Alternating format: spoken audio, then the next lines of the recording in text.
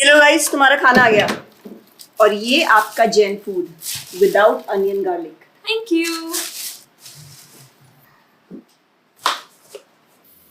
शुक्रिया।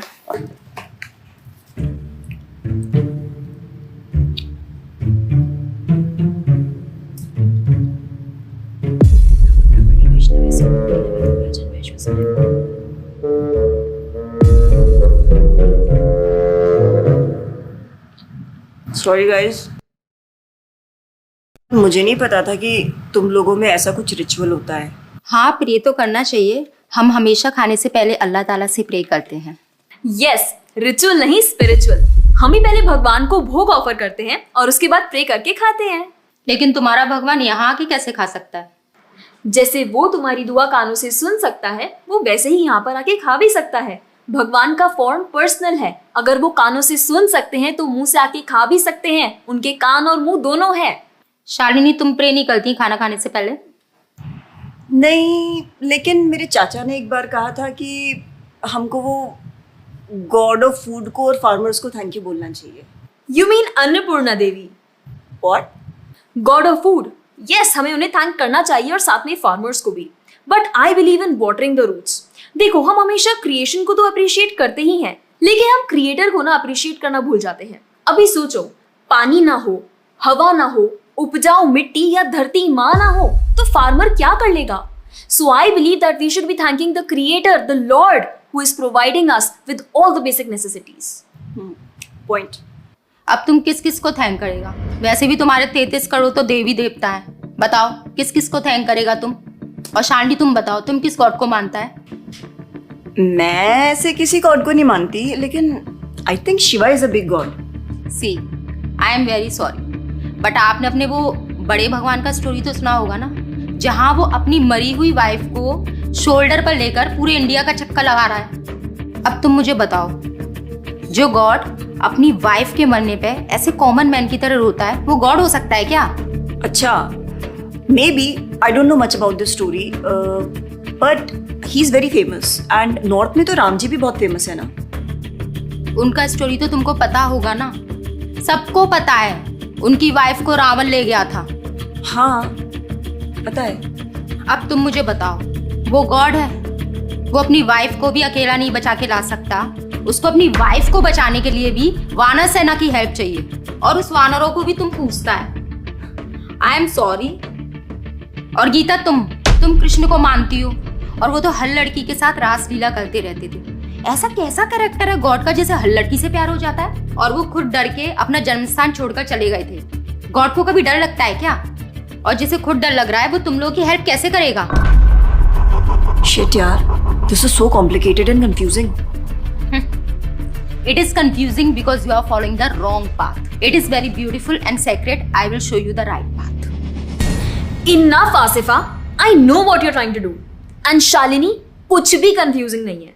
You know what the problem is कि तुझे पता ही नहीं है, क्योंकि तूने आज तक शास्त्र ही नहीं पढ़े हैं। तो पता कैसे चलेगा कि क्या सही है और क्या गलत? जन्म कर्म च मे दिव्यम एवं योवेति तत्वतः त्यक्त्वा देहम पुनर्जन्म नैति मामेति सो अर्जुना। भगवान की लीलाओं को समझना इतना आसान नहीं है। उसके लिए शास्त्रों का अध्ययन करना पड़ता है, और वो भी एक प्रामाणिक गुरु के अंडर रह के उनकी शरण लेके। अब अगर तुमने शास्त्र पढ़े होते तो तुमको ये पता होता कि शिव जी ने जो इमोशंस उसमें दिखाए थे वो शोक नहीं, विरह था। विरह विरह दोनों सेम नहीं होते क्या? Let's start from the basics. शोक इज मेटीरियल एंड विरह इज स्पिरिचुअल। शोक ना दुख की अनुभूति कराता है, whereas जो विरह है उसमें जो सेपरेशन की फीलिंग होती है ना, वो सुख का अनुभव कराती है। भगवान भगवत गीता में ना शोक करने वाले व्यक्ति को मूर्ख बताते हैं। गतासुम अगतासुमश्च नानु शोचन्ति Pandita. A wise man never laments for the living nor for the dead. Bhagavad Gita chapter 2 text 11। अपनों की मौत पे आंसू बहाना शोक है, लेकिन वहीं रामायण देखते देखते जो आंसू निकले ना, वो विरह है, विरह। और ऐसे विरह से हमारा भगवान के प्रति प्रेम बढ़ता है। तो जिस तरह से शिव जी ने विरह को दिखाया था, उसी तरह राम जी भी सीता मैया के जाने के बाद विरह में भटकते हुए रो रहे थे। और यही नहीं, सीता देवी इतनी प्योर है ना कि उन्हें राम जी के अलावा कोई टच भी नहीं कर सकता था। रावण जिनको लेके गया था वो छाया सीता देवी थी। असली सीता देवी तो अग्नि में समा गई थी, और वो अग्नि परीक्षा के वक्त बाहर आई थी। और आसिफा तू क्या बोल रही थी? भगवान राम को अपनी पत्नी को बचाने के लिए वानरों की मदद लेनी पड़ी थी। I mean, God is all powerful, right? हाँ, I mean, वो अकेले भी तो मार सकते थे ना।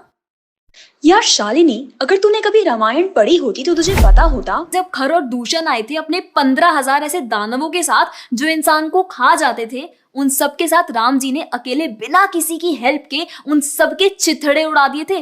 अब ऐसे राम के लिए रावण को मारना मुश्किल है क्या? हाँ, लेकिन बाद में वानरों की हेल्प क्यों ली? उनको अपनी सेवा में लगाने के लिए, उनकी ग्लोरीज बढ़ाने के लिए। अरे उन्होंने तो एक छोटी सी गिलहरी तक को अपनी सेवा में लगा लिया था। What? कभी पढ़ा हो तो पता हो ना। खैर, और हम हनुमान जी की पूजा इसीलिए करते हैं क्योंकि भगवान तक पहुंचने का रास्ता उनके भक्तों की सेवा है। जब भगवान देखते हैं कि मेरे भक्तों का गुणगान हो रहा है या कोई सेवा कर रहा है तो वो बहुत खुश होते हैं। जैसे मैं तेरी मॉम के सामने अगर तेरी तारीफ करूं तो वो खुश होती है ना। पॉइंट। इसी तरह भगवान हमसे खुश होते हैं जब हम उनके भक्तों की सेवा करते हैं, पूजा करते हैं। और रही बात 33 करोड़ देवी देवता की, आसिफा तू मुझे ये बता, what is your favourite genre in movies? Psychological thriller. और शालिनी तेरी? Romantic and comedy. एग्जैक्टली। जैसे हर किसी का अपने नेचर के अकॉर्डिंग फेवरेट जॉनर होता है, वैसे ही भगवान ने हर किसी के नेचर के अकॉर्डिंग व्यक्ति के लिए उसके नेचर के अनुसार वेद और पुराण दिए हैं। और उन्हीं पुराणों को फॉलो करके लोग अपनी देवी देवता की तरफ अट्रैक्ट होते हैं। और ये सभी देवी देवता भगवान की ही सेवा कर रहे हैं।